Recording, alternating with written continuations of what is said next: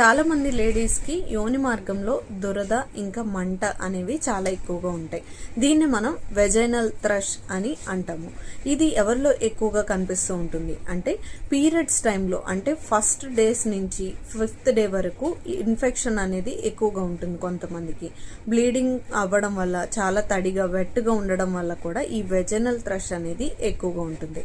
మరికొందరిలో menopause చేరుకున్న దశలో, అంటే ఎవరికైతే మెన్సెస్ స్టాప్ అయిపోయాయో లేదంటే స్టాప్ అయిపోయేలాగా ఆ దశలో ఉన్నారో వాళ్ళకు కూడా ఈ వెజనల్ డ్రైనెస్ అనేది ఎక్కువగా ఉండడం వల్ల దురద అనేది ఎక్కువగా ఉంటుంది. కొంతమందికి దురదతో కూడిన మంట కూడా ఎక్కువగా కనిపిస్తూ ఉంటుంది.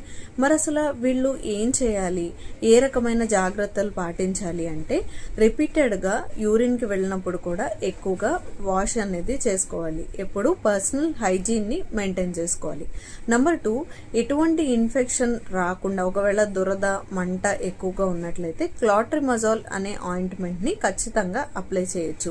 ఇలా కాకుండా దురద అనేది క్లాట్రిమజాల్కి తగ్గకపోగా ఇంకా ఎక్కువ అవుతోంది అనంటే మీరు మీ డాక్టర్ని కన్సల్ట్ చేయండి. హోమియోపతిలో కూడా ఈ వెజైనల్ థ్రష్కి చాలా మంచి మెడికేషన్ ఉంది. దగ్గరలో ఉన్న హోమియోపతి డాక్టర్ని కన్సల్ట్ చేయండి. Thank you for watching.